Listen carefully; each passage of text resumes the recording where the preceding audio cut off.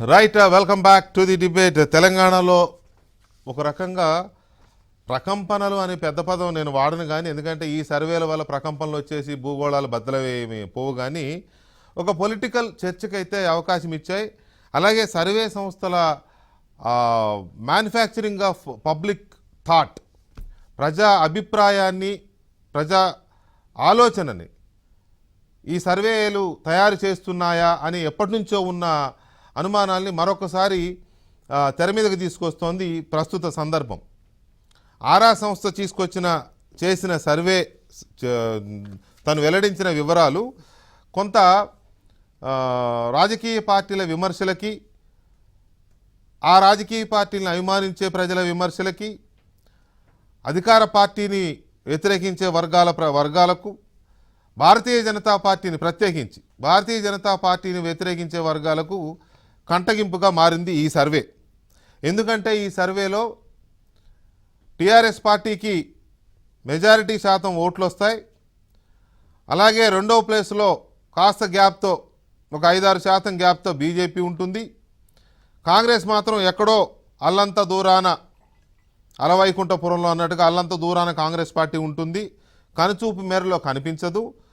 పైగా రాబోయే రోజుల్లో అధికార పార్టీ అయిన టీఆర్ఎస్ ఓటు బ్యాంకు ఇంకో 8% తగ్గుతుంది అని చాలా కేటగారికల్గా ఆరా మస్తాన్ గారు అంటాం మనం. మస్తాన్ గారు ఇచ్చిన ఈ సర్వే నిన్న రిలీజ్ చేశారు. ఇది కొంత సెన్సేషన్ అయింది. ఎందుకయింది, ఎలా అయింది అనేది నాకు అనవసరం, నాకు తెలియదు కూడా. ఎందుకంటే మిగతా పార్టీలు ఆగ్రహం వ్యక్తం చేశాయి కాబట్టి సెన్సేషన్ అయి ఉండవచ్చు. అట్ ది సేమ్ టైం దీనికి భిన్నంగా ఆత్మసాక్షి గ్రూప్ కూడా ఒక సర్వే ఇచ్చింది. సరే, ఆ గ్రూప్కి ఎంత ఇది ఉంది, ఈ గ్రూప్కి ఎంత సెన్సిటివ్ ఉంది, వీళ్ళందరికీ ఏముంది అనే దాంట్లోకి వెళ్తే కాస్త ఒక్కొక్కరికి ఉండే సెన్సిటివ్స్ ఒక్కొక్క రకంగా ఉన్నాయి. నేను ఆ వివరాల్లోకి పోయి వ్యక్తిగతమైన దీంట్లోకి చేయట్లేదు. కానీ దానికి కాస్త భిన్నంగా ఆత్మసాక్షి గ్రూప్ కూడా టీఆర్ఎస్కే మెజారిటీ స్థానాలు వస్తాయి, వీళ్ళు స్థానాలు కూడా ఇచ్చారు, ఎన్ని అసెంబ్లీ స్థానాల్లో టీఆర్ఎస్ గెలుస్తుంది, ఎన్ని అసెంబ్లీ స్థానాల్లో కాంగ్రెస్. ఆయనేమో ఖాళీ పర్సంటేజ్ ఆఫ్ ఓటుకే పరిమితం అయ్యారు. సో ఈ నేపథ్యంలో ఆత్మసాక్షి 2వ స్థానంలో కాంగ్రెస్ను పెట్టి 3వ స్థానంలో బీజేపీని పెట్టిందంటే నేనే కావాలని పట్టుకుని ఇంట్లో కూర్చొని రాశారని కాదు, అలా సర్వే చేశాం మేమని వాళ్ళు ఒక రిపోర్ట్ రిలీజ్ చేశారు. ఏంటి తేడా, ఏంటి, ఎందుకు ఇలాంటివి వచ్చాయనేది మనం ఇప్పుడు మనతో చర్చలో ఏఐసిసి కార్యదర్శి సంపత్ కుమార్ గారు, మాజీ శాసనసభ్యులు తెలంగాణ, అలాగే కొలికపూడి శ్రీనివాసరావు గారు కంటిన్యూ అవుతున్నారు, అండ్ ఆరా మస్తానరావు గారు మనతో చర్చలో పాల్గొంటున్నారు, అండ్ కె రవికుమార్ గారు ప్రముఖ సెఫాలజిస్ట్ కూడా. వీరు ప్రశాంత్ కిషోర్తో పాటుగా చాలా సంస్థలకి పనిచేసిన, అంటే ప్రశాంత్ కిషోర్కి చేసినట్టు లేదు, నాకు కొద్దిగా ఐడియా లేదు, కానీ అలాంటి సంస్థలతో పనిచేసిన రవికుమార్ గారు కూడా మనతో చర్చలో పాల్గొంటున్నారు. ముందుగా ఈ సర్వేల మీద రవికుమార్ గారు ఒపీనియనే తీసుకుంటా నేను. రవికుమార్ గారు, ఇప్పుడు సరే ఓకే, ఈ సర్వే, ఆ సర్వే, ఈ సర్వే ఎలాంటి సెన్సేషన్స్ క్రియేట్ చేస్తున్నాయి ఇవి పక్కన పెడితే, ఈ సర్వే సంస్థలన్నీ ప్రజాభిప్రాయాన్ని తయారు చేయడమో, లేకపోతే మౌల్డ్ చేయడమో, లేకపోతే ప్రజల మెంటల్ స్టేట్, మైండ్ గేమ్ ఆడుతున్నాయి ప్రజలతో, ఓటర్లతో అనే దాన్ని చాలామంది మాట్లాడుతున్నారు. ఎంతవరకు దీంట్లో ఫ్యాక్ట్ ఉంది? గుడ్ ఈవినింగ్ వెంకటకృష్ణ గారు. Good evening sir. సో అక్కడున్న పెద్దలందరికీ కూడా గుడ్ ఈవినింగ్. మీరు చెప్పింది వాస్తవం. ఒపీనియన్ పోల్స్ కానీ, లేకపోతే ప్రీ పోల్స్ కానీ, ఎగ్జిట్ పోల్స్లో కానీ చూసుకుంటే చాలా విషయాలు, మూడ్ ఆఫ్ ద స్టేట్ కావచ్చు, మూడ్ ఆఫ్ ద నేషన్ కావచ్చు, చాలా విషయాల్లో, చాలా అంశాల్లో చాలా సంస్థలు ఫెయిల్ అయిన సందర్భాలు కూడా ఉన్నాయి. ఈవెన్ ప్రముఖ సంస్థలైనటువంటి నీల్సన్ సర్వే చేసినా కూడా కావచ్చు, మేము ఓషన్ అని చెప్పి ఒక యూరోపియన్ కంపెనీతో పనిచేసే వాళ్ళని, ఆ సంస్థ కూడా కొన్ని దగ్గరలో ఫెయిల్ అయిన సందర్భాలు ఉన్నాయి. మీరు అంతెందుకు, నిన్న కాక మొన్న జరిగిన వెస్ట్ బెంగాల్ ఎలక్షన్స్లో మమతా బెనర్జీ గారు మీద బీజేపీ అత్యధిక స్థానాలతో గెలుస్తుందని చెప్పిన సందర్భం కూడా మనం చూసాం. అలాంటి సందర్భంలో ఏమైంది, బీజేపీకి 77 సీట్లు ఆగిపోవడం, మమతా బెనర్జీ మళ్ళీ అధికారంలోకి రావడం, ఇవన్నీ మనం చూస్తూనే ఉన్నాం. ఈవెన్ మీరు ఆత్మసాక్షి సర్వే గురించి ఇందాక కోట్ చేశారు. మీరు ఆత్మసాక్షి సర్వే చూస్తే యూపీలో వాళ్ళు అఖిలేష్ యాదవ్కి చాలా ఫేవరబుల్గా ఈక్వేషన్ ఇచ్చారు. అక్కడ పంజాబ్లో కూడా వాళ్ళు సర్వే చేసి కొంత రిజల్ట్స్ ఇచ్చారు. కానీ మీరు చూస్తే outcome of that particular UP చూస్తే బీజేపీ ఎక్స్ట్రాడినరీ మెజారిటీ అధికారమే గెలుచుకోవడం మారిపోయింది. జరిగింది. అవును. సో ఇలా పీపుల్ అధికారమే మారిపోయింది. సో సర్వే సంస్థలు చెప్పేవి ఈ ఎంతవరకు వాస్తవ రూపం దాలుస్తాయనేది ఏంటి అని అంటే ఇప్పటికిప్పుడు మనం ఏమీ చెప్పలేని పరిస్థితి. మీరు అబ్జర్వ్ చేస్తే మేము చాలా విషయాల్లో మీరు బ్రెగ్జిట్ అని నేను చాలాసార్లు మీ డిబేట్స్లో నేను కోట్ చేస్తూ ఉండేవాడిని. యూరోపియన్ కంట్రీస్ నుండి బ్రెగ్జిట్ ఎగ్జిట్ అనేది ఒక వెపనైజేషన్ ఆఫ్ పోలింగ్ ద్వారా జరిగింది. అంటే ఏంటంటే ఒక ఆర్టిఫిషియల్ సిస్టమ్స్ని బిల్డ్ చేసి పీపుల్ తాలూకు ఒపీనియన్ని దాని ద్వారా రిఫ్లెక్ట్ చేయగలిగి వాళ్ళ తాలూకు ఒపీనియన్ మూడ్ని కూడా మార్చే శక్తి కూడా సోషల్ మీడియా టెక్నాలజీస్కి ఈ రోజుల్లో ఉండడం వలన అక్కడ బ్రెగ్జిట్ ఎగ్జిట్ అనేది జరగడం అనేది మీరు అబ్జర్వ్ చేసి ఉంటారు. దీని అంతటికీ మూలం ఏంటి అని అంటే ఓషన్ అంటాం. అంటే ఓషన్ అనేది ఐదు పదాలతో కూడుకున్నది. ఒకటి openness, extraversion and neutrality and hello చెప్పండి, వినపడుతుంది, చెప్పండి. హలో. సో ఈ ఓషన్ మెథడాలజీ ద్వారా ఏంటి అని అంటే ఒక వ్యక్తి తాలూకా బిహేవియర్ ఎనాలిసిస్ చేస్తాం. ఆ బిహేవియర్ ఎనాలిసిస్లో ఏంటంటే వెంకటకృష్ణ గారికి ఎవరంటే ఇష్టం, రవికుమార్ గారికి ఎవరంటే ఇష్టం, ఆరా మస్తాన్ గారికి ఎవరంటే ఇష్టం, లేకపోతే అక్కడున్న కొలికపూడి శ్రీనివాసరావు గారికి ఎవరంటే ఇష్టం ఏంటనేది వాళ్ళ తాలూకా సోషల్ మీడియా పేజెస్ చూస్తే మనకు కొంత అర్థం అవుతూ ఉంటుంది. వాళ్ళ రెగ్యులర్ హ్యాబిట్స్ ఏంటి, వాళ్ళ రెగ్యులర్ ఆలోచనలు ఎలా ఉన్నాయి, వాళ్ళు ఎలాంటి పోస్టులు పెడుతున్నారు, పొలిటికల్ ఎఫిలియేషన్స్ ఏమైనా ఉన్నాయా ఏంటి అనేది చాలా ఈజీగా మనం తెలుసుకోవచ్చు. దాన్ని బట్టి కూడా కొంత చెప్పడానికి అవకాశం ఉంది. అయితే మీరు ఇక్కడ ఒకటి గమనించాల్సిన విషయం ఏంటి అని అంటే నేను ఇండియన్ డొమైన్లో కూడా చాలా స్టేట్స్లో పనిచేస్తున్నాం కాబట్టి చెప్పగలను. 65% ఆఫ్ ఇండియన్ ఓటర్స్ డెసిషన్ అనేది లాస్ట్ మూమెంట్ ఆఫ్ ద ఎలక్షన్లోనే డిసైడ్ చేస్తారు తప్ప they never and ever come with an opinion before an year. 60% అది మాత్రం వాస్తవం.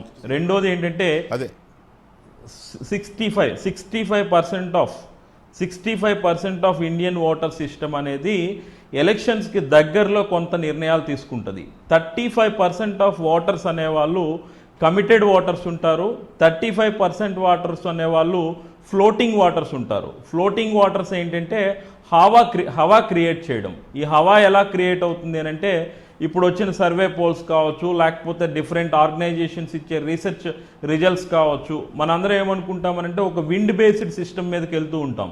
సో ఆ విండ్ బేస్డ్ సిస్టమ్ మీదకి వెళ్ళేటప్పుడు ఏంటంటే అరే ఈ సినిమా బాగుంది అని అంటే ఇది బాగుంది అనేటప్పటికి ఏమవుతుంది అని అంటే నిజంగా బాగుందేమన్న క్యూరియాసిటీతో కూడా వెళ్ళే వాళ్ళు కూడా ఉంటారు. అలానే ఒకసారి చూద్దాంలే అని ఓటేసే వాళ్ళు కూడా చాలామంది ఉంటారు. మైట్ బి మీరు అక్కడ ఆరా మస్తాన్ గారు కూడా ఈ డిబేట్లో ఉంటారు కాబట్టి ఆయన సర్వే చేసిన శాంపిల్ సైజెస్ ఏంటి, చాలామంది ఏమనుకుంటారు అని అంటే శాంపిల్స్ ఎక్కువ తీసుకుంటే యాక్యురేట్ రిజల్ట్స్ వస్తుంది అనుకుంటారు. మోర్ దెన్ ఏ క్వాంటిటీ ఎక్కువ ఉండాలి అనే ఆలోచన కూడా చాలామంది చేస్తూ ఉంటారు. అంటే ఒక్కొక్క ఏజెన్సీ ఒక్కొక్క ప్యాటర్న్ని ఫాలో అవుతూ ఉంటుంది. బట్ ఎవరు ఏది ఫాలో అయినా ఎండ్ రిజల్ట్ అవుట్కమ్ అనేది పీపుల్ పర్సెప్షన్ని చాలా జాగ్రత్తగా ఒడిసి పట్టుకుంటేనే మనకు తెలుస్తుంది. ఇప్పుడున్న కంటెక్స్ట్ లో ఒక్క నిమిషం రవి గారు, శ్రీనివాసరావు గారు, ఈ సర్వేలు ఏ సర్వేలు దేశవ్యాప్తంగా జరిగే కావచ్చు, రాష్ట్రాల్లో జరిగే కావచ్చు, మన దగ్గర జరిగే కావచ్చు, ఈ సర్వేలకి శాంచిటీ ఉందా లేదా అనే దాంట్లోకి నేను పోవట్లేదు. కానీ ఇంటెన్షన్స్ ఉన్నాయా లేవా అనేది మాత్రం my question. What is your opinion? అంటే నిన్న మధ్యాహ్నం సోదరుడు మస్తాన్ గారి ప్రెస్ మీట్ చూసి నేను చాలా షాక్ గురయ్యానండి. కారణం ఏంటంటే ఇప్పుడు ఎలక్షన్స్ లేవు, తెలంగాణలో కూడా ఇంకో సంవత్సరం తర్వాత ఎలక్షన్స్ ఉంటాయి అని అనుకుంటున్నారు, కానీ ముందస్తు వస్తాయనే ప్రిడిక్షన్స్ ఉన్నాయి. సరే, కాంగ్రెస్ వాళ్ళు చెప్తున్నారు జూన్ జూలైలో టీఆర్ఎస్ వాళ్ళు కూడా చెప్తున్నారు. ఈ మొత్తం నేపథ్యంలో నిన్న రెండు అంశాలు. ఒకటి మస్తాన్ గారి ప్రెస్ మీట్. ఆ ప్రెస్ మీట్లో ఇచ్చిన ప్రొజెక్షన్స్ అంటే మొదటి స్థానంలో టీఆర్ఎస్, రెండో స్థానంలో బీజేపీ, మూడో స్థానంలో కాంగ్రెస్ మూడో స్థానం అంటే అది ఎక్కడో ఉన్నట్టే. ఇంకోటి ఈ సందర్భంలో ఈ పార్టీల బలాబలాలు ఇలా ఉన్నాయని చెప్పటం అనేది చూసిన వాళ్ళకి నాకు అనిపించింది ఇది ఎవరికో ప్రయోజనం చేకూర్చే విధంగా దీన్ని జనంలోకి పంపించే ఒక ప్రయత్నం. ఆరా సంస్థకి వాళ్ళ క్రెడిబిలిటీకి చాలా మంచి రికార్డు ఉంది. జిహెచ్ఎంసీ పోల్స్లో కానీ లేదా ఏపీ అసెంబ్లీ పోల్స్లో కానీ ఆరా చెప్పింది చాలాసార్లు చాలా యాక్యురేట్గా జరిగింది. అలాంటప్పుడు మరి ఇది కూడా ఇంకో అలాగే విషయం, అనుకోవాలి. అయితే ఇంతకు ముందు ఇలా ప్రెస్ మీట్లు పెట్టి ఎన్నికలకు ముందు చెప్పలేదు.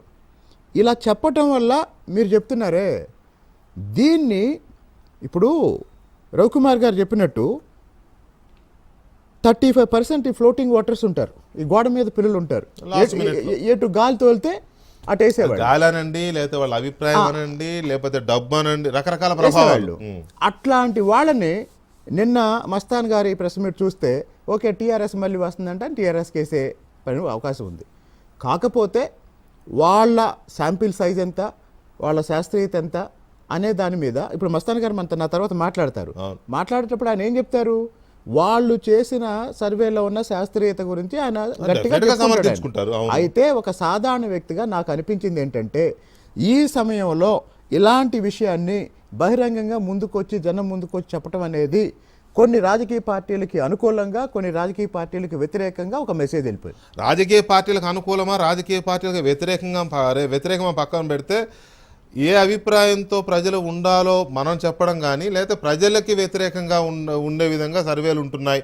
ఓవరాల్గా ఇది ఆరా అని కాదు, లేకపోతే ఆత్మసాక్షిని కాదు, ఇంకో సాక్షిని కాదు, ఏదైనా ప్రజల అభిప్రాయాన్ని మనం ఎందుకు తయారు చేయాలనేది ఈ గీత దాటుతున్నారనే ఒపీనియన్ మాత్రం వస్తుంది. అదేంటో చూద్దాం చిన్న బ్రేక్ తర్వాత. ఎందుకంటే టీఆర్ఎస్కి ఆరా ఒక పర్సంటేజ్ ఆఫ్ ఓట్స్ ఇచ్చింది, ఆత్మసాక్షి ఒక పర్సంటేజ్ ఆఫ్ ఓట్స్ ఇచ్చింది, బీజేపీకి ఆరా ఒక పర్సంటేజ్ ఆఫ్ ఓట్స్ ఇచ్చింది, ఆత్మసాక్షి ఒక పర్సంటేజ్ ఆఫ్ ఓట్స్ ఇచ్చింది, సీట్స్ కూడా ఇచ్చింది.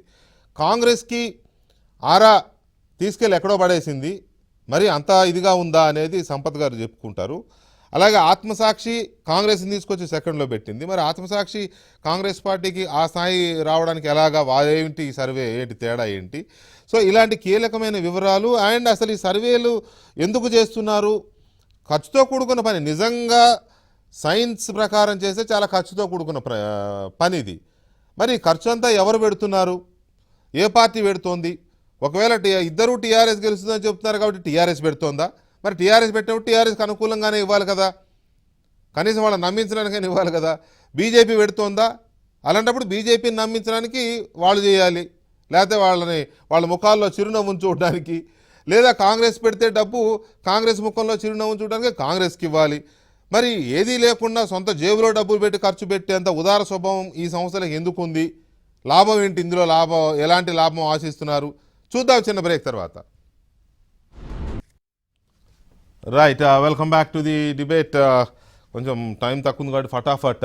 మస్తాన్ గారు, మీరు 9 నెలలు నవంబర్ 2021 నుంచి జూలై 2022 వరకు మీ ఈ ఒపీనియన్ పోలో సర్వే అంటారు దీన్ని, మీ ఇష్టం ఏదన్నా అనుకోండి, కానీ మీరు చేసి మీరు ఇచ్చింది ఏంటంటే, నిన్న టీఆర్ఎస్కి 38.8%, బీజేపీకి 30.4%, కాంగ్రెస్ పార్టీకి 23.7%, అదర్స్కి 6.9% వచ్చే అవకాశం ఉందని, ఓట్లు వచ్చే అవకాశం ఉందని మీరు ఇచ్చారు.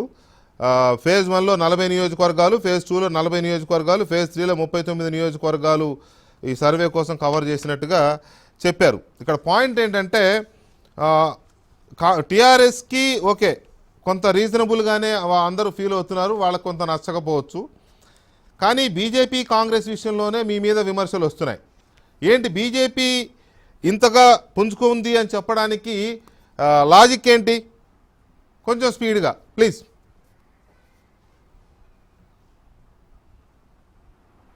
మ్యూట్లో ఉన్నారు. యా, క్షమించాలి. No problem. అల్లుగా ఇంత పెద్ద ప్రశ్నలు నా ముందుంచి ఇంత పెద్ద అవాండాలు వేసి మీరు సమయం ఇవ్వకుండా తొందరగా అయిపోతుంది చెప్పండి అంటే, మీరు ఇంకొక అరగంట సమయాన్ని ఈ రోజు ఒక్క అభాండము ఇంత పెద్ద ప్రశ్న అని మీరు అంటే నేను చేయగలిగిందే లేదు. చాలా సింపుల్ క్వశ్చన్ వేసింది. 9 నెలల్లో మీకు బీజేపీ పుంజుకుందని ఎలా అనిపించింది అనేది ఒకటే క్వశ్చన్. నేను ఇప్పుడు వేసిన ప్రశ్న కాదు, నేను ఇందాక నుండి నేను కూడా డిబేట్ వింటూ ఉన్నాను కదా.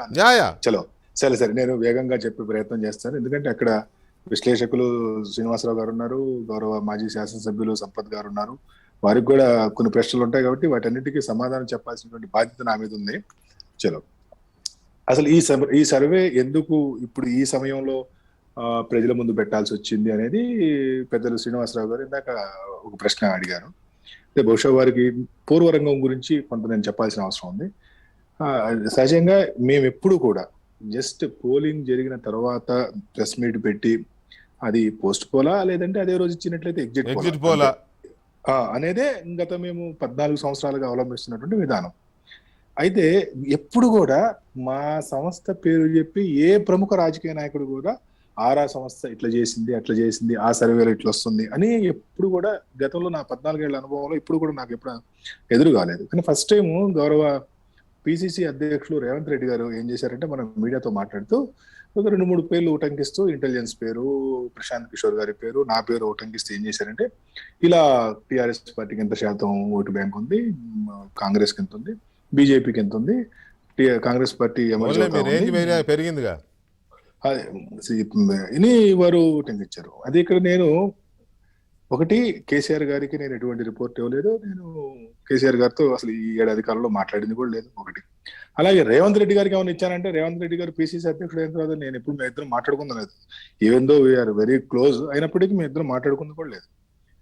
అటువంటిప్పుడు ఒక ప్రొఫెషనల్ ఏజెన్సీ అయినటువంటి మా సంస్థ పేరు తీసుకుని ఒక పొలిటీషియన్ లేదా ఒక గౌరవ పిసిసి అధ్యక్షులలో మాట్లాడేటప్పటికి సమాజంలో నిజమైన కాబోలు అనేటువంటి చర్చ జరిగినట్టు మాట వాస్తవం. దాని కారణంగా మాత్రమే ఎప్పుడు మీకు తెలుసు మా గురించి బాగా, ఎప్పుడు మేము సర్వేలు చేస్తూనే ఉంటాం, నిత్యం ఈ ఫీల్డ్ లో ఉంటాం కాబట్టి ఎప్పుడు ప్రతినిత్యం మాకు సంబంధించినటువంటి స్టాఫ్ ఫీల్డ్ లో ఉండి ఉంటారు. ఇప్పుడు ఈ మధ్య కాలంలో చేసినటువంటి తెలంగాణ పూర్తయింది, ఆంధ్రప్రదేశ్ లో కూడా దాదాపు పూర్తిగా వస్తా ఉంది. ఈ పరిస్థితుల్లో తెలంగాణకు సంబంధించినటువంటి సర్వే ఏదైతే ఉందో దాన్ని ప్రజల ముందు ఉంచకపోతే బహుశా రేవంత్ రెడ్డి గారు చెప్పినట్టుగా ఇది నిజం అనుకుంటారేమో అనేటువంటి కారణంగా మేము మీడియా ముందుకు రావడం జరిగింది తప్పితే గతంలో ఎప్పుడు ఈ విధంగా చేయలేదు. సరే, అదంతా అయిపోయింది. రేవంత్ రెడ్డి గారు విమర్శించారు కాబట్టి మీరు వచ్చి బయట పెట్టాను అన్నారు, బయట పెడితే పెట్టారు. కానీ ఇక్కడ పాయింట్ ఏంటంటే ప్రజలందరూ ఆలోచిస్తున్నది టిఆర్ఎస్ గురించి ఆలోచించట్లే. టిఆర్ఎస్ అహెడ్, ఎవరు చెప్పినా అహెడ్. బీజేపీ కాంగ్రెస్ విషయంలో మీరు బీజేపీని తీసుకొచ్చి ముందు పెట్టారనే తరహాలో మాట్లాడుతున్నారు. దానికి ఏంటి? Coming to the point, 2 విషయాలండి. ఇప్పుడు ఈ విధంగా భారతీయ జనతా పార్టీ 2వ స్థానంలో ఉండటం అనేది ఇది అసంబద్ధమా అంటే అసంబద్ధంగా ఉన్నదా లేదా నిజమా అనేది ఒక డౌట్ అంతే. ఇప్పుడు ఈ డౌట్ లో ఒకటి మా సర్వే మెకానిజం, మా శాంపిల్స్ గురించి మీకు పూర్తి అవగాహన ఉంది లేదా వారు ఇంకెవరికైనా అవగాహన ఉంటే వారికి నేను వివరణ ఇచ్చేదానికి సిద్ధంగా ఉన్నాను. నంబర్ 1. నంబర్ 2, 2018 తర్వాత మరి ముఖ్యంగా 2019 పార్లమెంట్ ఎన్నికల తర్వాత అనేక ఎన్నికలు ఈ రాష్ట్రంలో జరిగినాయి. తెలంగాణ రాష్ట్రంలో ఏ ఎన్నికన్నా తీసుకోండి, స్పష్టంగా భారతీయ జనతా పార్టీ ఓటు బ్యాంకు గణనీయంగా పెరిగింది. ఎంతగా అంటే 20%, 22% పెరిగింది. స్పష్టంగా కాంగ్రెస్ పార్టీ ఓటు బ్యాంకు తగ్గింది, టిఆర్ఎస్ ఓటు బ్యాంకు తగ్గింది. ఈ విషయంలో ఎవరికైనా అనుమానాలు ఉంటే నేను నివృత్తి చేస్తాను. రైట్, మీరు అక్కడే ఆగండి, మీరు అక్కడే ఆగండి, ఎందుకంటే అనుమానాలు ఉంటే నివృత్తి చేస్తాను మీరు అన్నారు కాబట్టి. రైట్, మూర్తి గారు good evening. Good evening sir, చెప్పండి. మూర్తి గారు, మీకు కనపడిన పల్స్ ఏంటి? ఆరాకేమో బీజేపీ 30.4% ఓట్లతో ఉంటుంది, కాంగ్రెస్ పార్టీ కేవలం 23% అని చెప్పి వాళ్ళు కనపడింది. మరి మీకెందుకు ఇంత తేడా కనపడింది? మీకెంత? ఒక్క నిమిషం, మీరు ఇచ్చిన లెక్క ప్రకారం ఎంతండి మీరు బీజేపీకి ఇచ్చిన పర్సంటేజ్ ఆఫ్? 21% sir, 21%, around 21. బీజేపీకి మీరు 21 ఇచ్చారు, వాళ్ళు కాంగ్రెస్ కి 21 ఇస్తే మీరు బీజేపీకి 21 ఇచ్చారు. వాళ్ళు బీజేపీకి 31.4 ఇస్తే మీరు వాళ్ళు బీజేపీకి 31.4 ఇస్తే మీరు బీజేపీకి 31.5 ఇచ్చారు. అంటే వారిది మీరు రివర్స్ చేశారా, మీది వారు రివర్స్ చేసుకున్నారా? నాకేం అర్థం కావట్లే. చెప్పండి, బ్రీఫ్ గా చెప్పండి, ఏంటి మీకు వచ్చిన లాజిక్ ఏంటి? ఏం చూసి మీరు ఈ పర్సంటేజ్ ఇచ్చారు? సార్ యాక్చువల్ గా అయితే ఆన్ టుడే టిఆర్ఎస్ కు ఒక ఫిక్స్డ్ ఓట్ బ్యాంక్ అనేది ఉంది సార్, ఉంటది, అది మాత్రం మనం కాదనలేము. ఓకే. 2, కాంగ్రెస్ సెకండ్ ప్లేస్ కి వచ్చింది ఈ రోజు, బీజేపీ 3rd ప్లేస్ లో ఉంది సార్. కాంగ్రెస్ కంటే 10% వెనకబడి ఉంది మీ లెక్క ప్రకారం. అవును. అయితే ఒకటి మనకి ఏంటంటే ఇది స్టేట్ యావరేజ్ ఓట్ షేర్. అయితే ఇప్పుడు ఏంటంటే ట్విన్ సిటీస్ లో హైదరాబాద్, నిజామాబాద్, అండ్ ఆదిలాబాద్ డిస్ట్రిక్ట్స్ లో బాగా పుంజుకుంది BJP, no doubt in it. But whereas in Nalgonda and Khammam districts, Warangal district, Medak district, Mahabubnagar district లో అనుకున్న స్థాయిలో పుంజుకోలేకపోతోంది. తర్వాత ఇక్కడ ఉన్నటువంటి గవర్నమెంట్ యొక్క anti incumbency vote towards BJP and Congress కి షిఫ్ట్ అవుతోంది. గుంప గుర్తుగా యాంటీ ఇన్కంబెన్సీ ఓటుని బీజేపీ పూర్తిగా క్యాచ్ చేయలేకపోతోంది. తర్వాత రెండోది, ఇక్కడ గవర్నమెంట్ లో ఇప్పుడు యాజ్ ఆన్ టుడే మేము చేసిన సర్వేలో గవర్నమెంట్ తీసుకున్నటువంటి ఈ వెల్ఫేర్ స్కీమ్స్ మీద అభిప్రాయం తీసుకున్నాం సార్. తర్వాత 20 గ్రూపులు చేసాం మేము ఓటర్స్ ని. తర్వాత 41 పారామీటర్స్ మీద 40 పారామీటర్స్ మీద సర్వే చేసాం. ఇక్కడ శాంపిల్ సైజ్ కూడా 1,98,000 samples from April 2nd to June 30th వరకు తీసుకున్నాం సార్. ఇంతగా ఎవరో మాట్లాడేది శాంపిల్స్ లెంగ్తే కాదు, శాంపిల్స్ నెంబర్ ఆఫ్ శాంపిల్సే కాకుండా వెరైటీ ఆఫ్ ది శాంపిల్. అవునండి, క్వాలిటీ అండ్ వెరైటీ రెండు కూడా మేము కన్సిడర్ చేస్తాం సార్. తర్వాత ఇప్పుడు ఇక్కడ యూత్ లోను, ఎంప్లాయీస్, అన్ఎంప్లాయిడ్ యూత్ లోను, ఎంప్లాయీస్ లోను కొంత వ్యతిరేకత ఉన్నమాట వాస్తవం కాదు టీఆర్ఎస్ కి. But at the same time government welfare schemes, ఈ షాదీ ముబారక్, తర్వాత కళ్యాణ లక్ష్మి, ఆసరా, రైతు బంధు బాగానే ఉన్నాయి. బట్ యాజ్ అన్ దళిత బంధు ఒకటి తీసుకొచ్చారు, అది మాత్రం ఒక సెల్ఫ్ గోల్ కింద మాకు కనిపించింది. ఒక్క నిమిషం మూర్తి గారు, క్లారిటీ వచ్చింది. మీరు చెప్పే దాంట్లో మీ లైన్ ఏంటనే క్లారిటీ వచ్చింది, మస్తాన్ గారు చెప్పే దాంతో వారి లైన్ ఏంటో క్లారిటీ వచ్చింది. కాకపోతే మస్తాన్ గారు చెప్పిన దాని మీద ఊరువాడ గోల అవుతోంది. మీరు చెప్పింది ఎందుకో మరి ఎవరు గోల చేయలేదు, మెచ్చుకున్నది లేదు, విమర్శించింది లేదు. మరి అది ఎందుకుందో నాకు తెలియదు. బహుశా ఆయన ప్రెస్ మీట్ పెట్టడం వల్ల వచ్చిన వ్యవహారం ఏమో నాకు తెలియదు, అదేదో మరి. ఎనీవే సంపత్ గారు, నౌ యువర్ టర్న్. చెప్పారు కదా మస్తాన్ గారు, రేవంత్ రెడ్డి గారు ప్రస్తావించడం వల్ల పేరు నేను ప్రెస్ మీట్ పెట్టాల్సి వచ్చింది, లేకపోతే నేను పెట్టేవాడిని కాదు. ప్రెస్ మీట్ పెట్టినా కూడా ఏం టాపిక్ ఇచ్చిందో చూశారు మీరు. మీకు బీజేపీకి 10% ఓటు తేడా చూపిస్తున్నామని మిమ్మల్ని ఎక్కడో దూరంగా ఉంది వాళ్ళ లెక్క ప్రకారం. వేరే ఈ గ్రూప్ లెక్క ప్రకారం చూస్తే ఆ డిఫరెన్స్ ఈ రెండింటి మీద ముందుకు వచ్చింది మీరు. సో ఏంటి సంపత్ గారు మీ ఇది? వెంకటకృష్ణ గారు, నిన్నటి నుంచి మీరు అన్నట్లే రాజకీయ వర్గాల్లో చర్చ జరుగుతుంది. నేను మళ్ళీ దాంట్లోకి పోలేని టైం లేదు. ఒకటి రెండు విషయాలు. మొదటగా ఆరా సంస్థ గురించి కానీ, ఆరా సంస్థ యజమాని అయినటువంటి మస్తాన్ గారి గురించి కానీ ఆరా తీయమని కోరుతా ఉన్నాం వెంకటకృష్ణ గారిని ఏబిఎన్ ద్వారా. ఆరా గురించి ఆరా తీయండి. ఆరా ఎక్కడ పుట్టింది, ఎలా పుట్టింది, ఎప్పుడు పుట్టింది, ఆరా సర్వే చేస్తున్నటువంటి మస్తాన్ వలి గారు ఎవరు, ఏమిటి, ఎలా. సంపత్ కుమార్ నాడు, సంపత్ కుమార్ కరడు కట్టిన కాంగ్రెస్ ఐడియాలజిస్ట్, చచ్చిపోతా Congress party, that is my ideology. అట్లా మస్తాన్ గారు ఏంటి, కరడు కట్టిన ఏబీపీ, నేను ఎన్ఎస్సీ నుంచి ఎట్లా బ్రాట్ అయిపోయినా ఏబీపీ నుంచి బ్రాట్ అయిపోయి విశ్వ హిందూ పరిషత్ నుంచి భారతీయ జనతా పార్టీకి వచ్చి చిన్న కార్పొరేటర్ నుంచి సెల్ఫీలు తీసుకొని దాదాపు పెరిగి పెరిగి పెరిగి నరేంద్ర మోడీతో సెల్ఫీ తీసుకునే స్థాయికి ఎదిగినటువంటి మస్తాన్ వలి మంచిది. I don't have any objection. అటువంటి ఒక వ్యక్తి సర్వే చేసి 9 నెలల్లో మీరు అన్నట్లు ఇంత ప్రకంపనలు చేసేది ఏదో మా రేవంత్ రెడ్డి, మా పిసిసి అధ్యక్షులు వారి పేరు తీసుకున్నారట, అనగానే డుబుక్కుని వచ్చి చెప్పేసిండట. దానివల్ల ఇదంతా జరుగుతుందట. అది నేను చెప్తా ఉన్నా. ఆరా గురించి, ఆరా యజమాని గురించి ఆరా తీయండి, అప్పుడు వాస్తవాలన్నీ బయటకు వస్తాయి. నేను డైరెక్ట్గా ప్రశ్నిస్తా ఉన్నా మస్తాన్ వలి గారిని. I don't know what kind of statistics, what kind of samples you are used in this survey అండి. I was also gone to some kind of surveys అనుకోండి, లేకపోతే ఈ స్టాటిస్టికల్ ఇది నాలెడ్జ్ నాకు కూడా ఉంది. అది శాంపుల్ సర్వే, సింపుల్ ర్యాండమ్ సర్వేనా, ర్యాండమ్ సర్వేనా, లేకపోతే కోరిలేషనా, ఏ రకంగా పోయినరు అనేది ఒకసారి చెప్పండి. అదే ఆత్మసాక్షి చూసుకుంటేనేమో 10% అహెడ్ కాంగ్రెస్ పార్టీ, ఇది వీళ్ళు చూసుకుంటేనేమో 7% డౌన్ ఫ్రమ్ బీజేపీ, అంటే 17% డిఫరెన్స్ ఉంది. అంటే మీరే అంటున్నారు ఇంతకుముందు ఆత్మసాక్షి కరెక్టా, మస్తార్ కరెక్టా, ఆరా కరెక్టా, what nonsense it is, what kind of confuse, yes 100% nonsense, what kind of confuse you are creating in the public and yes you may be. What is the motto, Mastan Vali garu, what is the motto, what is the sanctity of this survey, సార్థకత ఏమిటి, సైంటిఫిక్గా ఉందా, Moto ఏంది, survey చేస్తున్నారు. Sampath Kumar survey చేస్తున్నట్టే Venkatakrishna గారు నాకు చెప్పి ఉండాలి. ఈ క్రైటీరియాలో సర్వే చేయండి అని. భారతీయ జనతా పార్టీ చెప్పిందా, టీఆర్ఎస్ పార్టీ చెప్పిందా, కాంగ్రెస్ పార్టీ చెప్పిందా, లేకపోతే ఇంత పెద్ద ఎత్తున ఇద్దరికి మస్తాన్ గారికి ఆత్మసాక్షికి Yes, ఇంకెవరు చేసినా కూడా ఇద్దరికి మోటో ఏంటి ఎవరు 9 నెలల్లో 119 నియోజకవర్గాల్లో ఇంత పెద్ద ఎత్తున మీరు చెప్పే సైంటిఫిక్ శాంపులింగ్ తీసుకొని ఒకళ్ళు సర్వే చేయడానికి అంత పెద్ద మొత్తంలో ఎవరు సమకూర్చారు? మీ భక్తులు సమకూర్చారా, లేకపోతే మీరే భక్తిగా ఉన్నటువంటి మీ నాయకులు భారతీయ జనతా పార్టీలు సమకూర్చారా అనేది ఒక ప్రశ్న. దాంతోపాటు నేను మస్తావల్లి గారిని అడుగుతా ఉన్నా, మీరు చూపిస్తున్నటువంటి ఈ స్టాటిస్టిక్స్లోనే 55 నియోజకవర్గాల్లో కాంగ్రెస్ పార్టీ బంద్ వస్తుంది, పటిష్టంగా ఉంది అని చెప్పారు కదా మస్తాన్వలి గారు. How come it will go 23%? అదే భారతీయ జనతా పార్టీ 25 నియోజకవర్గాల్లో మాత్రమే పటిష్టంగా ఉంది అన్నటువంటి Bharatiya Janata party how come it is reaching 30%? What is the logic అండి? వాట్ ఈస్ ద శాంటిటీ అండి? That is my question. And next 9 months కదా, ఇంతకుముందే చెప్పారు రవి గారు, సైంటిఫిక్గా మానవుని మానసిక ఆలోచన విధానాన్ని బట్టి ఓటు అనేది జరుగుతుంది. అది 65% మంది సైంటిఫిక్గా చెప్తాను. Ravi, I don't think Ravi is belongs to any political party. కనుక రవి గారు కూడా సైంటిఫిక్గా ఒక సెఫాలజిస్ట్గా చెప్తా ఉన్నారు 65% నెక్ ఆఫ్ ది మూమెంట్ నిర్ణయం తీసుకునే వాళ్ళు ఉంటారు అని.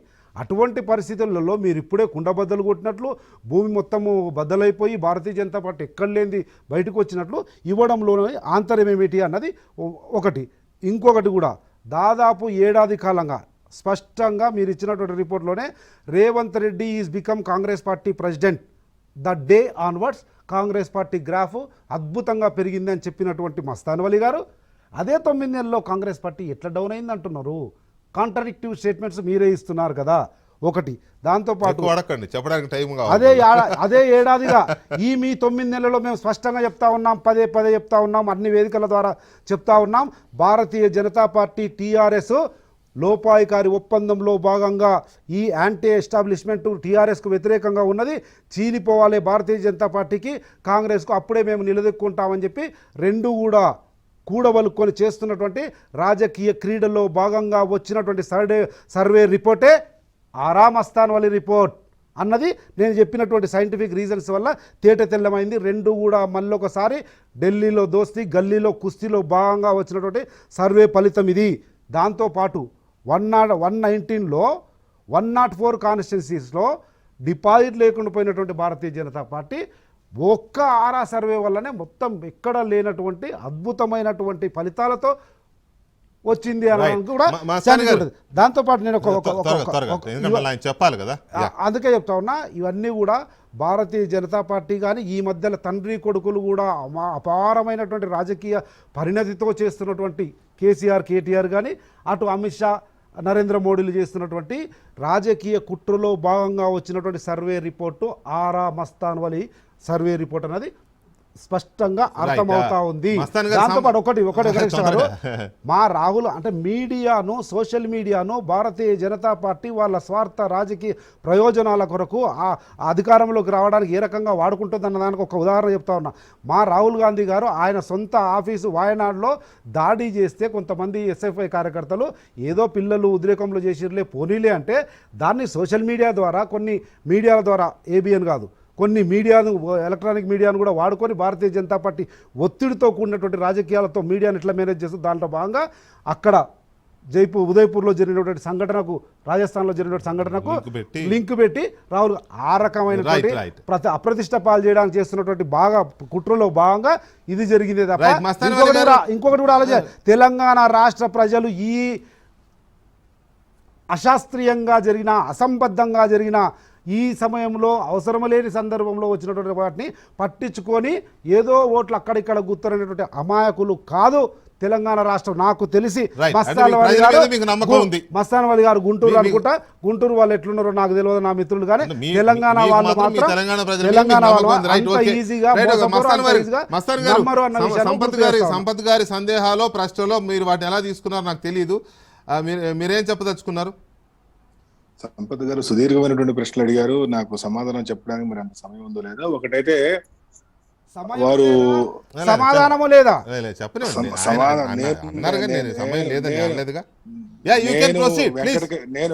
నేను వెంకటకృష్ణ గారిని ఇంకొక అరగంట సమయం దీన్ని పొడిగించమని ఇందాక అడిగాను. మీరు అడిగిన ప్రతి ప్రశ్నకు క్షుణ్ణంగా, శాస్త్రీయబద్ధంగా నేను సమాధానం నేను చెప్పడానికి సిద్ధంగా పొడిగించలేను ఉన్నాను. ఎందుకంటే నెక్స్ట్ వెంకట- నాకు వేరే ఇంపార్టెంట్ వెంకటకృష్ణ గారు చెప్పండి. అర్ధగంట వెంకటకృష్ణ పొడిగిస్తే గారు. మీది అశాస్త్రీయమని వద్దు. నిరూపించడానికి నా దగ్గర కూడా ఉన్నాయి. సంపత్ గారు రైట్ నేను మాట్లాడండి. అందుకని నేను వెంకటకృష్ణ గారు ఖచ్చితంగా మీరు అరగంట పొడిగించాలి. మీరు మాట్లాడండి. తర్వాత సార్ చెప్పినట్టుగా సో వారు ఎన్ఎస్ఏ నుండి వచ్చిన నేపథ్యాన్ని చెప్తూ నా ఏబీవీపీ నేపథ్యాన్ని కూడా చెప్పారు. సరే, నాకు వారికంటే కూడా నాకు రేవంత్ రెడ్డి గారు బాగా పరిచయం కాబట్టి నేను కూడా రేవంత్ రెడ్డి గారి మాదిరి ఏబీవీపీలో పనిచేసినటువంటి కార్యకర్తనే, అందులో అనుమానమే లేదు. ఏ విధంగా అయితే ఈరోజు కాంగ్రెస్ పార్టీ అధ్యక్షుడుగా ఉన్నటువంటి రేవంత్ రెడ్డి గారు వారి రాజకీయ ప్రస్థానాన్ని లేదా విద్యార్థి రాజకీయ ప్రస్థానాన్ని ఏబీవీపీ నుండి ప్రారంభించారో నేను కూడా ఆ విధంగానే ప్రారంభించాను. అయితే నేను విద్యార్థి రాజకీయాల నుండి లేదా విద్యార్థి సంఘాల నుండి బయటకు వచ్చిన తర్వాత నేను ఈ ప్రొఫెషన్ లోకి వచ్చాను. రేవంత్ గారు వారు రాజకీయ జీవితంలోకి వెళ్ళిపోయారు. కాబట్టి స్పష్టం. అదే మీరు ఏబీవీపీ గురించి ప్రస్తావించారు, నేను చెప్పనివ్వండి సంపత్ గారు. Survey sanctity know that is not survey sanctity. Survey sanctity విషయానికి వచ్చిందంటే నేను చెప్తాను. మీరు ఫస్ట్ నా ఆర్గనైజేషన్ మూలాల గురించి చెప్పారు కాబట్టి నేను స్పష్టంగా ఇదేదో దాచిపెట్టుకున్నటువంటిది కాదు. ఏ విధంగా అయితే రేవంత్ రెడ్డి గారు కూడా దాచిపెట్టుకోలే, బరాబర్ చెప్పిండు, స్పష్టంగా చెప్పిండు, కుంట బద్దలు చెప్పిండు, ధైర్యంగా ముందుకు. నేను కూడా అట్లా చెప్తున్నా రేవంత్ రెడ్డి గారి మాదిరి వారు ఏ విధంగానైతే ఏబీవీపీలో పనిచేశారో నేను కూడా ఆ విధంగా ఏబీవీపీలో పనిచేసి అనంతరం అంటే నా చదువు అయిపోయిన తర్వాత నేను ఈ ప్రొఫెషన్ లోకి వచ్చాను, వారు రాజకీయాలకు వెళ్ళారు. నెంబర్ 1 క్లారిటీ వచ్చింది. రెండోది వారు అడిగినటువంటి రెండో ప్రశ్న ఇప్పుడు ఎందుకు అనే దానికి నేను ఇందాక సమాధానం చెప్పాడు, ఎందుకు విడుదల చేయాల్సి వచ్చింది అనేది. సో మూడోది ఆత్మసాక్షి సర్వే అని చెప్పి మీరు ఇందాక చెప్పినారు. సరే, వెంకటకృష్ణ గారే చెప్పాలి, ఎందుకంటే వెంకటకృష్ణ గారు సుదీర్ఘంగా రాజకీయ మీడియాలో చూస్తూ ఉన్నారు కాబట్టి. ఏ కంపెనీ సర్వే ఎన్నిసార్లు మీరు గమనించారు, ఎన్నిసార్లు నిజాలైనది? సరే, ఇంకొకసారి నేను గుర్తు చేస్తాను మీకు. నేను 2018లో ఇక్కడ పాయింట్ దయచేసి ఒక మాట మస్తాన్ గారు, యాజ్ అ ఫ్రెండ్ ఒక కంపెనీకి ఒక సంస్థకు సంబంధించిన దాన్ని నేను క్వశ్చన్ చేయలేదు. మనం చేయడం కూడా అంటే సభ్యత అనే పదం కాదు కానీ అంత కరెక్ట్గా అనిపించుకోదు. నేను ఆత్మసాక్షి గురించి నేను కూడా రవి గారు ఇంకా యూపీలో ఏమన్నారు అది చెప్పారు, మీ సంస్థకున్న క్రెడిబిలిటీ కూడా చెప్పారు శ్రీనివాసరావు గారు కూడా. కాబట్టి ఇప్పుడు దాని జోలికి వెళ్లాల్సిన అవసరం లేదు. ఆత్మసాక్షి కాంగ్రెస్ పార్టీ పోతుంది, పార్టీగా కాదు నేనేది. నో మీరు అర్థం చేసుకోండి, పార్టీగా కాదు. ఇక్కడ న్యూట్రల్స్గా ఆరా గురించి కానీ ఆత్మసాక్షి కూడా మంచిగా ఇచ్చింది. యూపీలో వాళ్ళు ఫెయిల్ అయ్యి ఉండొచ్చు కాక ఆత్మసాక్షి చాలా మంచి సర్వేలు ఇచ్చింది, వాళ్ళ రికార్డ్స్ వాళ్ళకు ఉన్నాయి. కాబట్టి అందులోకి వెళ్లకుండా ఈ ప్రజెంట్ జరుగుతున్న దాన్ని ఇది రేజ్ అయింది మీ గురించి కాబట్టి అది చెప్పండి మస్తాన్ గారు.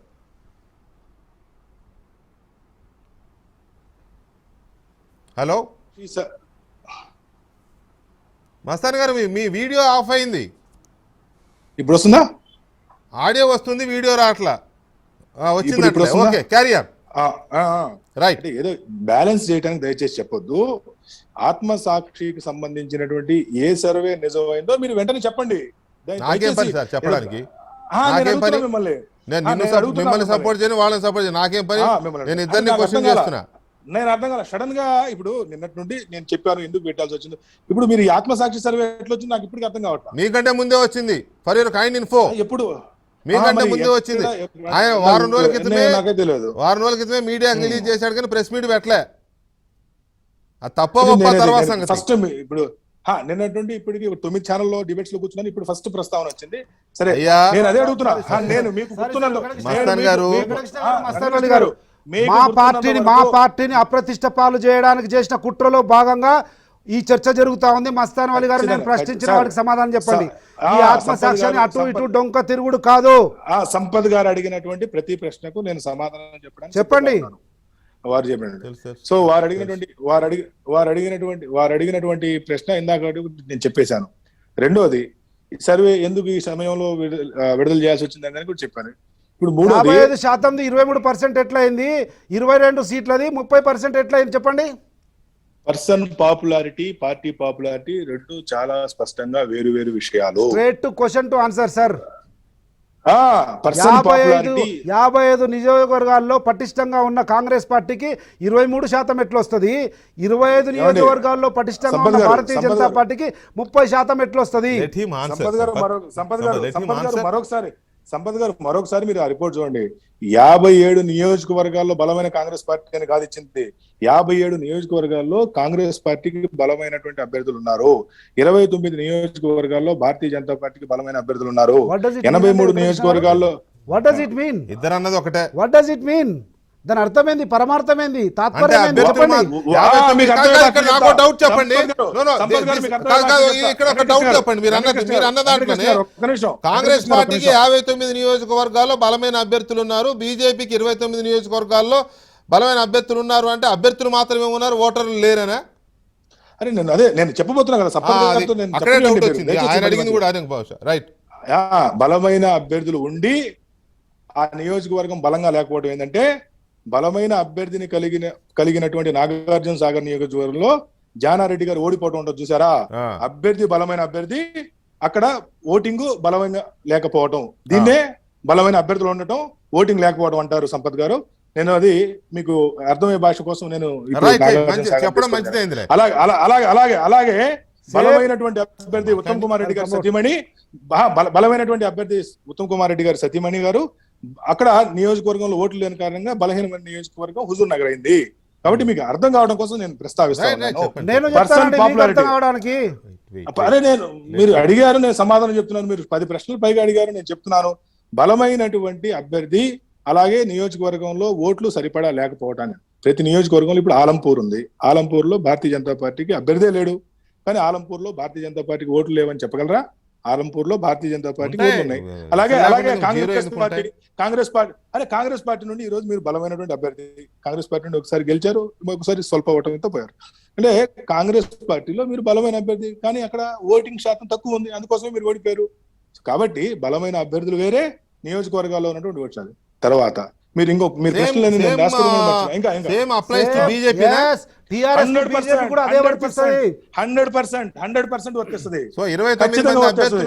గెలిసే ఓట్లు లేవు అన్నమాట వాళ్ళకు కూడా, కాంగ్రెస్ పార్టీ లాగా. అదే చెప్తున్నా. ఇంకా నన్ను కొనసాగించండి వెంకటకృష్ణ గారు. ఏ విధంగా అయితే 2014లో ఇచ్చాపురం నుండి హిందూపురం వరకు ఆంధ్రప్రదేశ్ లో బలమైనటువంటి కాంగ్రెస్ పార్టీ అభ్యర్థులు ఉండి కూడా, బొత్స సత్యనారాయణ గారు, ధర్మాన ప్రసాదరావు గారు, కన్నా లక్ష్మీనారాయణ గారు, రఘువీరారెడ్డి గారు వంటి బలమైనటువంటి అభ్యర్థులు ఉండి కూడా ఓటు బ్యాంకు లేక ఓడిపోయేటువంటి నియోజకవర్గాల్లో అభ్యర్థులు బలంగా ఉన్నారంటారు, అసెంబ్లీలో ఓటు బ్యాంక్ తక్కువ ఉందంటారు. చెప్పాను. మాట్లాడివ్వండి, నిన్నటి నుంచి దీని మీద చర్చ జరుగుతున్నా కూడా నీకు తెలిసిన వాడు ఒక్కడు కూడా లేడు. ఏదో కాకనపల్లి స్టోరీ చెప్పడం తప్ప. అందుకని ఎగ్జాక్ట్లీ వన్ బై వన్ మాట్లాడండి. నేను సంపత్ గారు అడిగినటువంటి ప్రతి ప్రశ్నకు సమాధానం చెబుతాను. ఎందుకంటే నా సర్వే రిపోర్టు కారణం, ఏ విధంగా అయితే వారి పిసిసి అధ్యక్షుడు కారణంగా నా సంస్థ ఇమేజ్ దెబ్బతింటుందని భయపడి నేను మీడియాకు వచ్చానో, నా రిపోర్ట్ కారణంగా వారి పార్టీ ఇమేజ్ దెబ్బతింటున్నప్పుడు ఖచ్చితంగా సమాధానం చెప్పాలి. మీ సమస్య ఏందో మాకు తెలియదు, కానీ 140 సంవత్సరాల చరిత్ర గల కాంగ్రెస్ పార్టీకి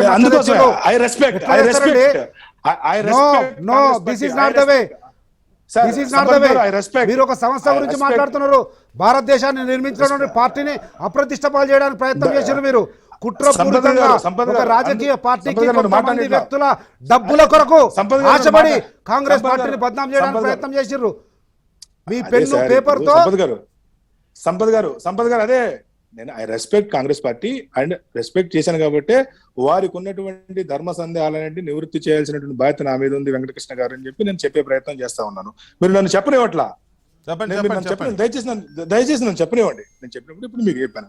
ఏ విధంగా అయితే ఆంధ్రప్రదేశ్ ఉదాహరణ తీసుకున్నాను, అట్లాగే ఢిల్లీలో 15 సంవత్సరాల పాటు అధికారంలో ఉన్న కాంగ్రెస్ పార్టీ తక్షణమే వచ్చినటువంటి ఎన్నికల్లో కేవలం 3 సీట్లకే పరిమితమైంది. ఎందుకు పరిమితమైంది అంటే బలమైన అభ్యర్థులు ఉన్నారు. అనేక మంది మంత్రులుగా చేసిన వాళ్ళు, 5-6 సార్లు ఎమ్మెల్యేగా చేసినటువంటి బలమైన అభ్యర్థులు ఉన్నప్పటికీ ఓటు బ్యాంకు లేని కారణంగా అక్కడ జరిగింది. అలాగే బలమైనటువంటి ఓటు బ్యాంకు ఉండి బలహీనమైనటువంటి అభ్యర్థులు కూడా ఉన్నటువంటి పార్టీలు ఉంటాయి. మనం చూసాం 1983లో ఆ రోజు బలమైనటువంటి అభ్యర్థులు లేరు.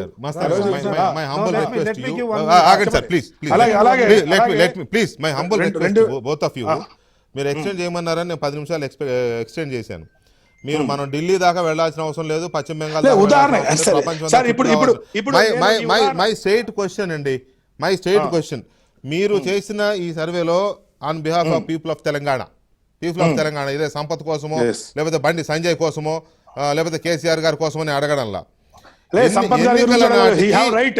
No, no. వారు ఆ I రాజకీయ am పార్టీ straight. ప్రతినిధిగా I am have straight right. అండి. He have right. No, Sampath I am గారికి straight. హక్కు ఉంది. వారు అడగాలి, నేను చెప్పాలి. 38.8% టీఆర్ఎస్ ఓటు బ్యాంక్ అని చెప్పిన మీరు రాబోయే రోజుల్లో మరో 8% తగ్గుతుంది అని అన్నారు. అది ఎలా? రేపు జ్యోతిష్యం చెప్తున్నారంటే అది ఎలా? టీఆర్ఎస్ కి 8% ఎలా మూడు తగ్గుతుంది? రాజకీయ పార్టీలతో వెంకటకృష్ణ గారు, ఆడుకుంటున్నారా? జ్యోతిష్యం వెంకటకృష్ణ చెప్తున్నారా? గారు, మీరు ఫాలో కాల. నేను ఒక వెంకటకృష్ణ గారు, రీజనబుల్ మీరు క్వశ్చన్ follow అడిగాను నేను. వెంకటకృష్ణ గారు, మీరు ఫాలో కాల, మీరు ఫాలో కాల. నిన్న ప్రెస్ మీట్ వారు నేను అడిగింది ఏంటంటే, నిన్న మీడియా మిత్రుడు, మరి ముఖ్యంగా ఆంధ్రజ్యోతి మిత్రుడు అడిగినటువంటి ప్రశ్న ఏంటంటే, 2019 నుండి ఇప్పటి వరకు ఇంత శాతం తగ్గింది కదా టిఆర్ఎస్ పార్టీకి, ఇంకేమైనా తగ్గే అవకాశం ఉందా అంటే, ఇదే అంటే నేను అడిగింది ఏంటంటే, రేషియో చెప్పారా? రేషియో కాదు. ఇప్పుడు ముఖ్యమంత్రి గారు అనేక పథకాలు తీసుకొచ్చారు, మరి ముఖ్యంగా ఈ మధ్య తీసుకొచ్చినటువంటి దళిత బంధు పథకం ఏదైతే ఉందో, అటువంటి పథకాలను మనం ఎవరం కూడా ఊహించలేము. రేపు ఉదయం అటువంటి పథకాలు ఏదన్నా పెద్ద పెద్ద పథకాలు తీసుకొచ్చి, దళిత బంధో లేదా బీసీ బంధో మైనారిటీ బంధో లేకపోతే యువజన బంధో ఇటువంటి తీసుకొచ్చి అనూహ్యమైనటువంటి నిర్ణయాలు తీసుకున్నారనుకోండి, దాన్ని మనం అంచనా వేయలేము. అంచనా వేయలేనిటువంటి విషయాల గురించి మీరు అడిగినా నేను సమాధానం చెప్పలేను. ఇదే సాధారణ పరిస్థితి కొనసాగి వారు ఇంకా ఎటువంటి సంక్షేమ కార్యక్రమాలు కానీ అభివృద్ధి కార్యక్రమాలు కానీ కొత్తగా తీసుకోకపోతే, ఇది 2023 డిసెంబర్ నాటికి ఇదే డిక్లైన్ అంటే తగ్గడం కనుక కొనసాగితే, ఇది సుమారుగా 8-9% తగ్గే అవకాశం ఉంటుంది అని మాత్రం టిఆర్ఎస్ విషయంలో చెప్పడం జరిగింది తప్పితే, ఎందుకంటే మీరు బహుశా అది మరి ఈ పాయింట్ ఎక్కడ నుండి తీసుకున్నారో నిన్న ప్రెస్ మీట్ మీరు ఫాలో కాలేదనుకుంటా, ఆ విషయం చెప్పాను. అది తప్పితే నేను ఏదైతే స్పష్టంగా ప్రెస్ మీట్లు ఫాలో అవ్వకుండానే చర్చలు పెడతాం. కాదు వెంకటకృష్ణ గారు, మీరు కొంచెం స్లిప్ అవుతున్నట్టున్నారు. నో నేను చెప్పింది ఏంటంటే, ఇదే విషయాన్ని నా నేను గురించి చెప్తా. తెలిసి కూడా స్లిప్ అవుతున్నారు మీరు. మీ ఒకవేళ గురించి ప్రెస్ సార్, మీట్ అందుకనే- లైవ్ లో ఫాలో అవ్వకపోయినా తర్వాత ఫాలో అవ్వడానికి చాలా ఉంది. మీకు live లో సంబంధించిన follow మేము అవ్వ- రాసినంతగా ఎవరు రాయలేదు, అది కూడా చూసుకోండి. అవును అవునా కాదా? డెఫినెట్లీ అవును. ఖచ్చితంగా అది. ఆ విషయంలో ఆంధ్రజ్యోతి యాజమాన్యానికి నేను కృతజ్ఞతలు చెప్పాలి. సరే, నేను థ్యాంక్స్ చెప్పించుకోవడానికి ఇది గుర్తు చేయాలా మీకు? అయితే నేను నాకు సంపత్ గారు అడిగిన ప్రశ్నలకు నేను సమాధానం చెప్పనట్లా. సంపత్ గారు నన్ను చెప్పనండి. ఒక ప్రధాన పత్రిక కానీ, ఒక ప్రధాన టీవీ ఛానల్ కానీ, ఒక experienced vibrant journalist like Venkatakrishna గారు కానీ ఇంత సమయం ఇచ్చి, ఇంత స్పేస్ ఇచ్చి ఒక వార్తను తీసుకుపోతున్నారంటే అది బోగస్ అయి ఉండాలి, బూటకమై ఉండాలి, లేదంటే చాలా అద్భుతమైనదనే ఉండాలి. అదే అంటున్నా, వీరప్పన్ కూడా నాయకుడే, అదే అంటున్నా. అట్లాగే సంపత్ నాయకుడే, రేవంత్ రెడ్డి నాయకుడే, కేసీఆర్ గారు నాయకుడే. మంచి చెడు అంతే తేడా. అందుకే చెప్తున్నా, చెడుకి ప్రయారిటీ ఉంటది, మంచికి ప్రయారిటీ. అందుకనే అటన్నా ఉండాలి, ఇటన్నా ఉండాలి. నేను ఛాలెంజ్ చేస్తా ఉన్నా, కాంగ్రెస్ పార్టీ అఖిల భారత కార్యదర్శిగా ఛాలెంజ్ చేస్తా ఉన్నా, మస్తాన్ గారు ఆరా సంస్థలు ఛాలెంజ్ చేస్తా ఉన్నా. మీ దగ్గర ఉన్న ప్రూఫ్స్ ఏంది? What kind of sampling used, where you did survey, మొత్తం ప్రూఫ్ తీసుకోండి. ఏబిఎన్ రిక్వెస్ట్ చేస్తా ఉన్నా, మధ్యవర్తి ఏబిఎన్ సాక్షిగా మీ ప్రూఫ్స్ తీసుకురండి. అప్పుడు నేను బిలీవ్ చేస్తా. నేను మీరు ఏం పనిష్మెంట్ ఇస్తే దానికి సిద్ధం, లేదంటే నేనన్నా నిరూపిస్తా. మీ సర్వే రిపోర్టు, మీ అవగాహన ఇంత తప్పన్న దానికి నిదర్శనం. దళిత బంధు వల్ల పెద్ద ఓట్లు వస్తాయి టీఆర్ఎస్ అనుకుంటున్నారు. ఒక్క దళిత బంధు, ఒక్క హరిజనవాడలో ఒక్కరికి దళిత బంధు 3 లక్షలు తీసుకొని ఇస్తే 100 మంది వ్యతిరేకమవుతున్నారు. మస్తాన్ గారు గల్లీలో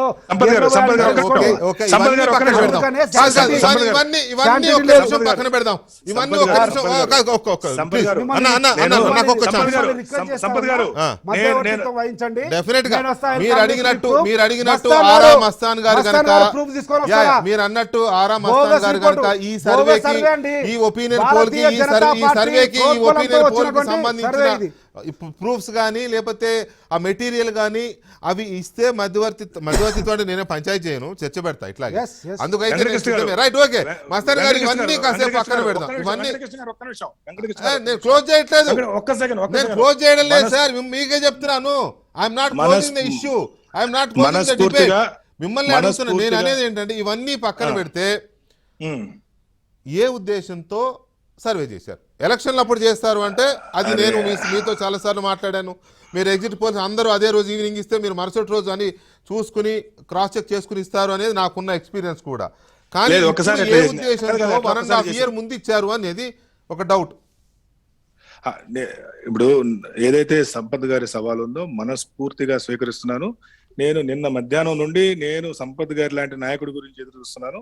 ఖచ్చితంగా సంపత్ గారికి హృదయపూర్వక అభినందనలు. ఏబిఎన్ ఆంధ్రజ్యోతి సమక్షంలో ఇప్పుడు ఏదైతే మేము సర్వే ఇచ్చామో ఆ సర్వేకి సంబంధించినటువంటి శాంపిల్స్ ని టెస్ట్ చేయడానికి కానివ్వండి, మా శాస్త్రీయతని వాటన్నిటిని మీకు సంపూర్ణంగా సంపత్ గారికి, వెంకటకృష్ణ గారికి నేను నా కంపెనీకి వచ్చి స్వేచ్ఛగా మళ్ళీ ఇదే రవికుమార్ ఇదే శ్రీనివాసరావు గారు ABN సమక్షం మనస్ఫూర్తిగా ఎప్పుడండి? నేను వెంకటకృష్ణ గారు ఎప్పుడు అవకాశం ఇస్తే అప్పుడు. నేను రేపు సాయంత్రం వరకు హైదరాబాద్ లోనే ఉంటాను. ఎల్లుండి నుండి ఒక 3 రోజులు కొద్దిగా బయటకు వెళ్లాల్సిన పని ఉంది. నేను సంపత్ గారి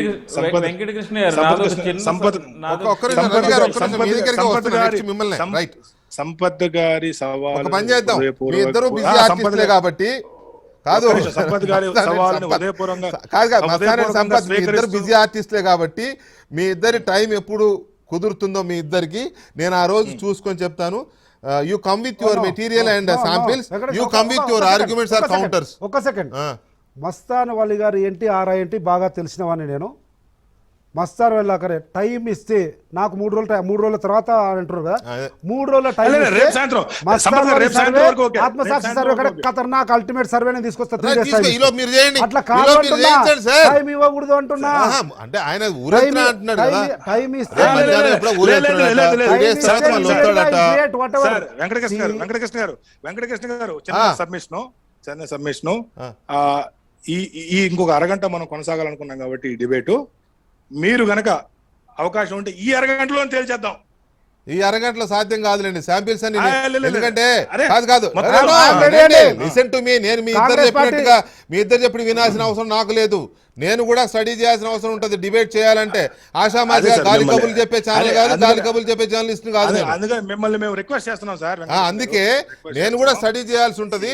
మీ ఇద్దరి ముందు నేను స్టడీ చేసి అప్పుడు ప్రజల్లోకి వెళ్లాల్సి ఉంటది. రైట్ సంపత్ గారు అర్ధగంట మస్తాన్ వలి గారు అదే అర్ధగంట నాకు టైం ఇస్తే మస్తాన్ వలి ఈ సంస్థ కూడా భారతీయ జనతా పార్టీ ప్రోద్బలంతో, భారతీయ జనతా పార్టీ డబ్బు సంచులతో తయారు చేసిన సర్వే నిరూపిస్తా. కాంగ్రెస్ పార్టీ సిద్ధంగా రవికుమార్ గారు రవికుమార్ గారు వెంకటకృష్ణ గారు ఒక్క నిమిషం వెంకటకృష్ణ గారు ప్లీజ్ మస్తాన్ గారు రవి గారు చెప్పండి. డిస్కషన్ అంతా అయ్యాక నేను ఒక్క చిన్న నాదొక చిన్న సజెషన్ అండి. సంపత్ గారు కానీ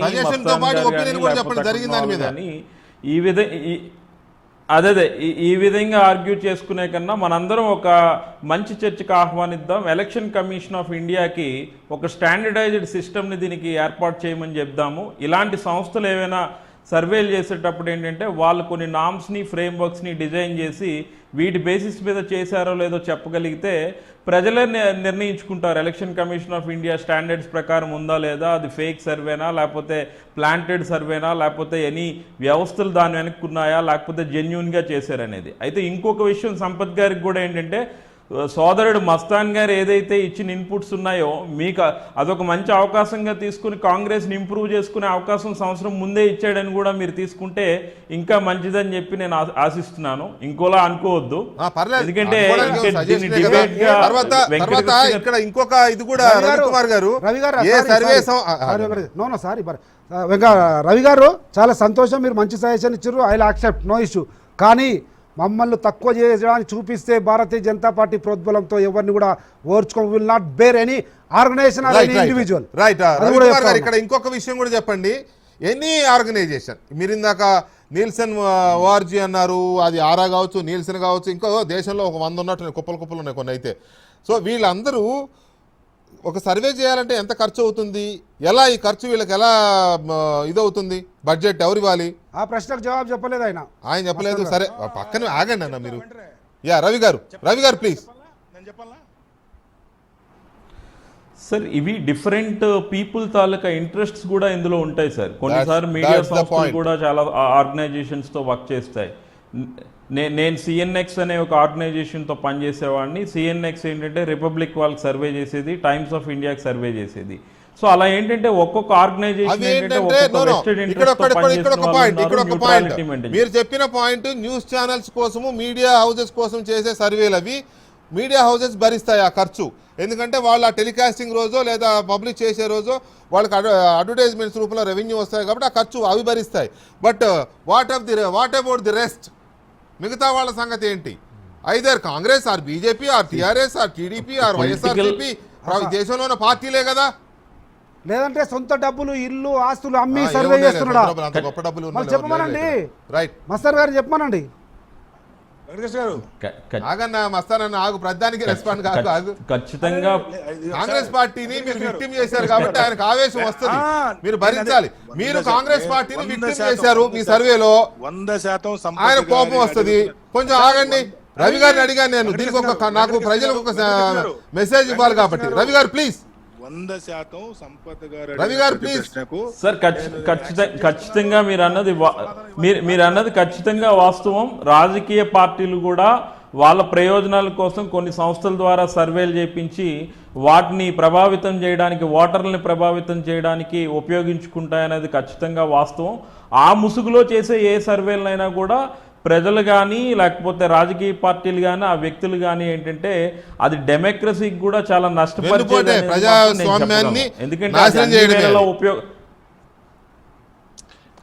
అందుకే నేను అడుగుతున్నా, ఎలక్షన్ కమిషన్ ఆఫ్ ఇండియా ఒక స్టాండర్డ్ సిస్టమ్ తీసుకొచ్చి అన్ని సర్వే ఏజెన్సీలను కూడా వాళ్ళు ఎలా సర్వే చేశారు, వాళ్ళ సైంటిఫిక్ మెథడాలజీస్ ఏంటి, శాంప్లింగ్ ఏంటి, క్వాలిటీస్ ఏంటి, ఒక ఫ్రేమ్ వర్క్ సెట్ చేస్తే ఈ కన్ఫ్యూజన్ అనేది పోతుంది.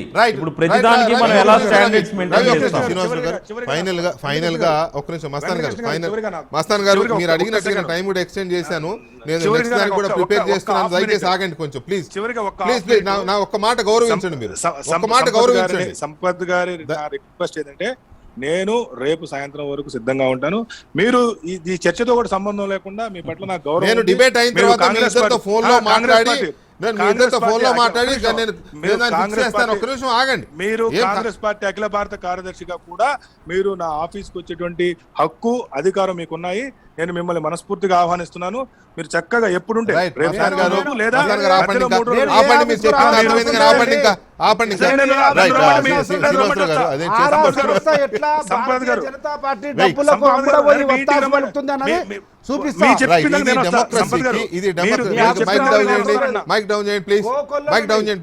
శ్రీనివాసరావు గారు, ఇది ఏ రకంగా డెమోక్రసీకి మంచిది? ఇలా అంటే నేను ఆరా సంస్థకి తుండు తుపాకి లేదని నేను అనట్లే, లేకపోతే ఇంకొక సంస్థకి తుండు తుపాకి లేదని నేను అనట్లే, అడ్రస్ లేని కంపెనీ నేను అనట్లే. ఉండొచ్చు, ఉండకపోవచ్చు, చాలా ఉన్నాయి ఈ దేశంలో, అట్లాంటివి చాలా ఉన్నాయి.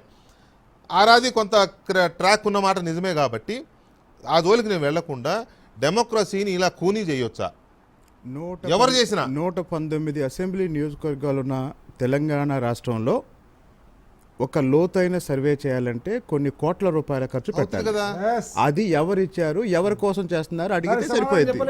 అది ఆడిటింగ్ అంటే ఈయన అడుగుతారేమో రేపు కూర్చున్నప్పుడు, ఇప్పుడు కాదండి, రేపు మళ్ళీ కూర్చుందాం అన్నారు కదా, అప్పుడు అడిగే అవకాశం సంపత్ గారికి ఉంటుంది, చెప్పే అవకాశం మస్తాన్ గారికి కూడా ఉంటుంది.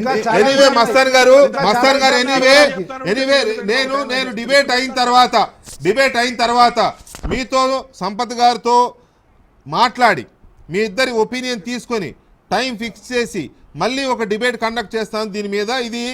ఇది ప్రజాస్వామ్యానికి చాలా అవసరం అనేది నా గట్టి ఫీలింగ్, రవికుమార్ ఫీలింగ్, శ్రీనివాసరావు గారి ఫీలింగ్, నిన్నటి నుంచి చాలా మంది ప్రజాస్వామ్యవాదుల ఫీలింగ్ కూడా అదే. మీ సర్వే తప్ప వినండి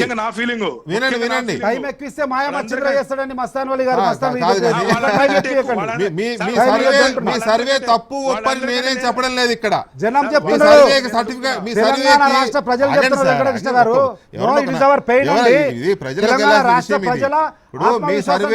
సర్వే తప్పు ఒప్ప నేనేం మాట్లాడడం లేదండి. జరుగుతున్న అభిప్రాయాల మీద ఒక చర్చ. మీది మీరు చెప్పారు, రవి గారు చెప్పారు, కాంగ్రెస్ విక్టిమ్గా అయ్యిందా అనే ఫీల్ అవుతుంది కానీ కాంగ్రెస్ ఒపీనియన్ కాంగ్రెస్ చెప్పింది, శ్రీనివాసరావు గారు చెప్పారు. సో నేను మీ ఇద్దరితో మాట్లాడతా, డిబేట్ అయిన తర్వాత మనం టైం ఫిక్స్ చేద్దాం. మస్తాన్ గారు thank you very much. Mastan గారు, రవికుమార్ గారు, శ్రీనివాసరావు గారు, సంపత్ గారు థ్యాంక్ యూ వెరీ మచ్. ఇది వాళ్ళ డిబేట్. మళ్ళీ రేపు